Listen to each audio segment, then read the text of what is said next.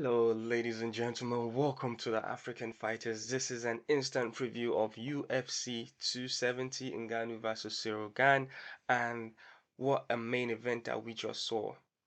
Anyways, I'm going to do an instant review for you, and before we do, please make sure you like and subscribe and do all that good stuff. And our intro graphic comes in now.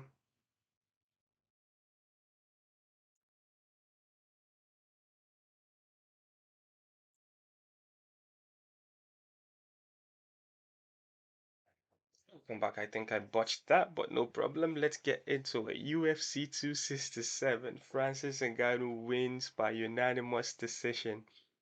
So, my name is Jabril, as I told you earlier, guys, and I'm super excited for this one because Francis Ngannou is one of ours here as a resident of the African fighters.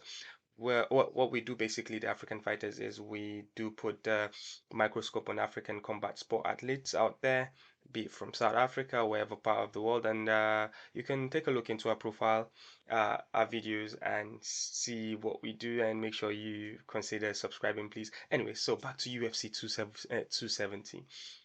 So, whoever tells me that they saw this coming, I would call them a liar.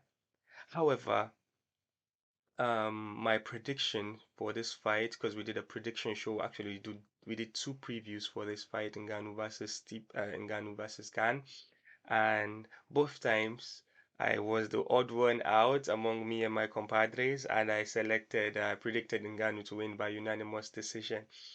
And I have to give credit to Demola.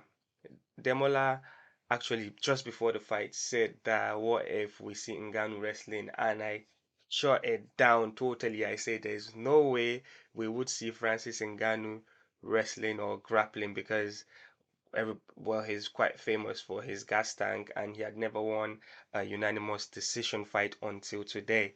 So and even before the fight, live odds of the Vegas live odds had Francis Ngannou as the underdog, which is crazy, being the champion. So that tells you how respected Ngannou is by the odd makers and by his fighting peers and by we the fans. Because you gotta tell me, even if you're an African fighter fan, right? You were sitting at the edge of your chair. You most especially how you saw the first round and the second round went, because me in my personal scoreboard, I give the first round and the second round to Ciryl Gane. Second round was obviously Ciryl Gane, but first round you could toss it up. But yeah, I could see if you would give Ciryl Gane the first round, I could see why you would do that. So but I'm just gonna show you a photo here. This this was the rest of the fight from the third round up to the final fifth round. We saw Francis Ngannou wrestling. So, we know Extreme Couture is quite popular for its wrestling and grappling and jiu-jitsu.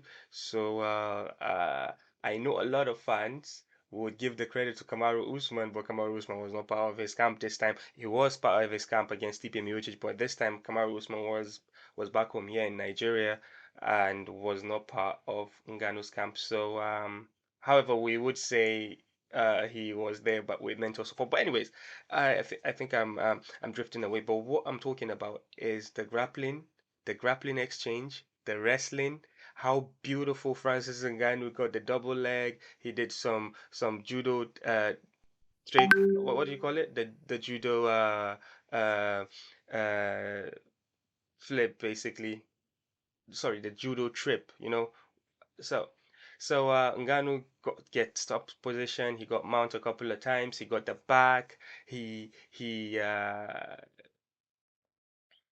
got side control, and the way he was flowing with the jiu-jitsu, that is switching positions, makes you realize. And also, he was also like with the wrist control and switching positions, makes you realize that the wrestling was not just a fluke. He was actually putting work into it. And what's impressive about this is that Ngannou and his coaches, basically, they were aware. They realized that Ciryl Gane, if they keep standing, Ciryl Gane will keep on winning points by the little taps that he does, taps the legs, taps, because he bounces around. So he was like a moving target, very hard for Ngannou to strike with, because Ngannou loads up a lot with his shots, and he wasn't getting too much success on the foot, to be honest. So the wrestling in the third round was mind blowing to see that as a strategy. And honestly, I in my opinion, I don't think that was the strategy they came with.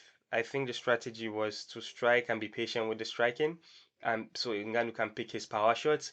But I think it was like an improvisation to get into the wrestling, and well, we would also put it to Ciryl Gane's inability to get away from the grappling and or bottom position when he's at the bottom, because Shogun has one submission win that was a leg lock in the UFC, and we saw him looked for that leg lock against Ngannou.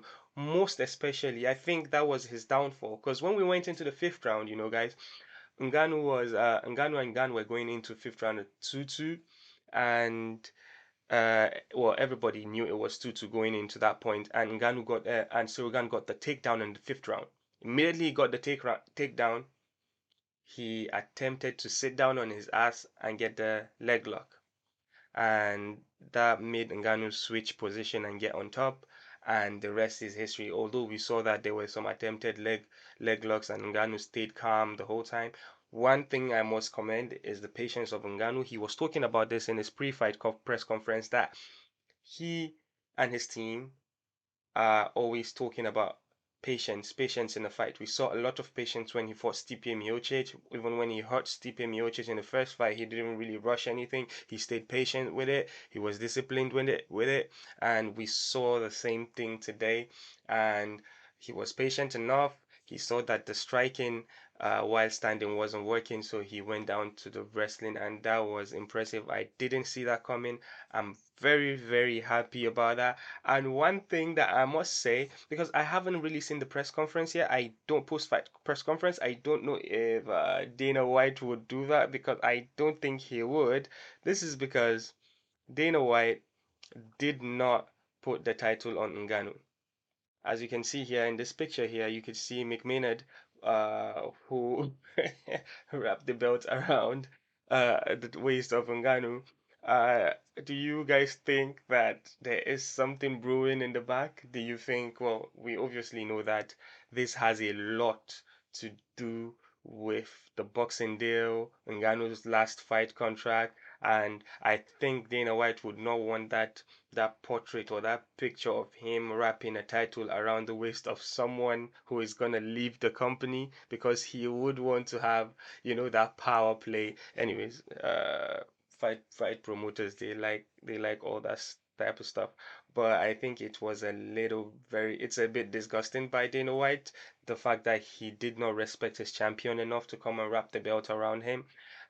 This would only piss Francis Ngannou way, way more off, because Ngannou is pretty much has already said how disappointed he is with the UFC and how they've handled his situation with the contract agreements, and this is just gonna piss him more off. And Ngannou's kind of sounded like he made his mind up about leaving the UFC if he doesn't get any boxing clause in his contract. But anyways, we would see how that unfolds. I would keep an eye on the post-fight conference, which is going on right now, and Dana White hasn't started talking yet. I think maybe he would put McMahon back there up again, and yeah, uh, let's see. So speaking about Ngannou now. So what is in the future of Ngannou? Honestly, at this point, I would say the next couple of weeks would determine that. He did not take the belt off and relinquish the title, basically.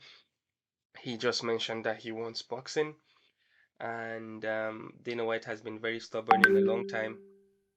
I don't think that would change, but we would see, ladies and gentlemen. But anyways, those are my opinions about this fight.